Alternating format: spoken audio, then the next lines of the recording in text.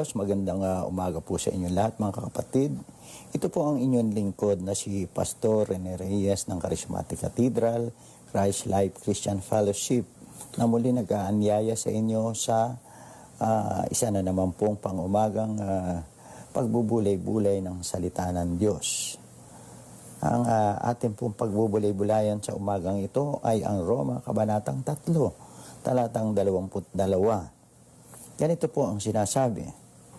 Ang tao'y itinuturing ng Diyos na matuwid sa pamamagitan ng pananampalataya kay Jesucristo at walang pinapabura ng Diyos.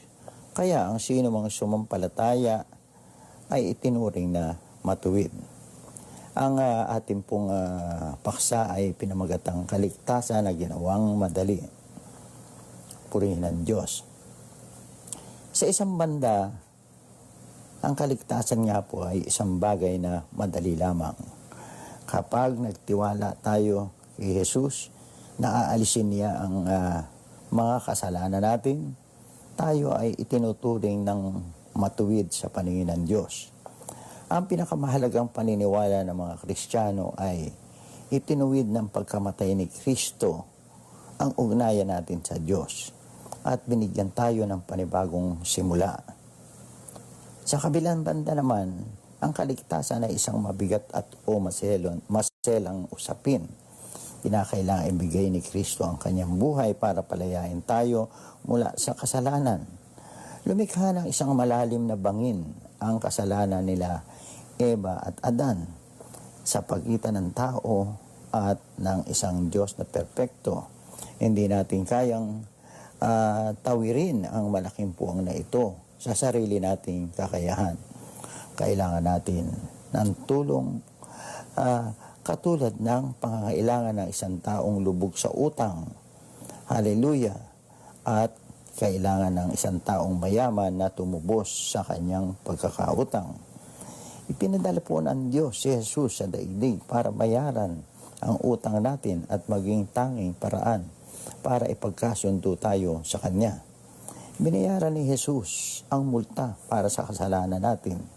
Nang sa ganon ay lumalim muli ang ugnayan natin sa Diyos. Bakit hindi na lamang alisin ng Diyos ang kasalanan sa isang lagitik ng kanyang daliri? Ang Diyos ay makatarong ang Diyos. Kailangan bayaran ang pagkakautang para sa kasalanan ng daigdig. Dumating po si Jesus sa daigdig para pagbayaran ang pagkakautang na iyon. Namatay po siya sa krus para sa mga kasalanan natin. Makalipas ang 3 araw sa libingan, bumangon po siya muli mula sa mga patay at nagpakita sa maraming mga saksi. Ibig sabihin na bayaran na ang utang. Ang kalayaan mula sa guilt at ang kapatawaran sa kasalanan ay nagmumula po sa krus ni Kristo. Ang pag-asa ng kawalang kamatayan ay sumisibol mula sa kagandahang loob ni Kristo. Binabago ng kaligtasan ang mga buhay natin. Pinalalaya tayo nito mula sa guilt, pagsisisi, kahihiyan at takot.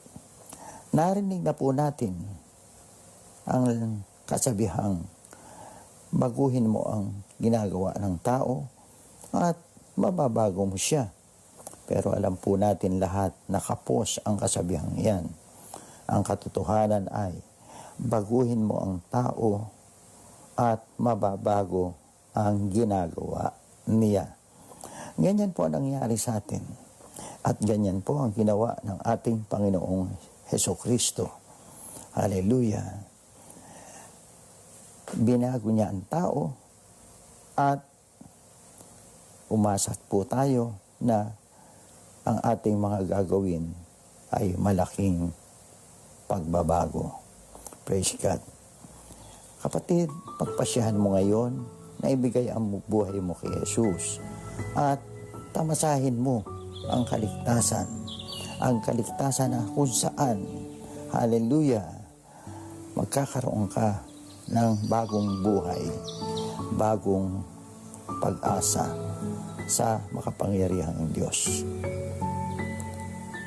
Tayo'y manalangin. Panginoong Jesus, kung maaari mangyari ito, gusto ko pong magkatotoo ito.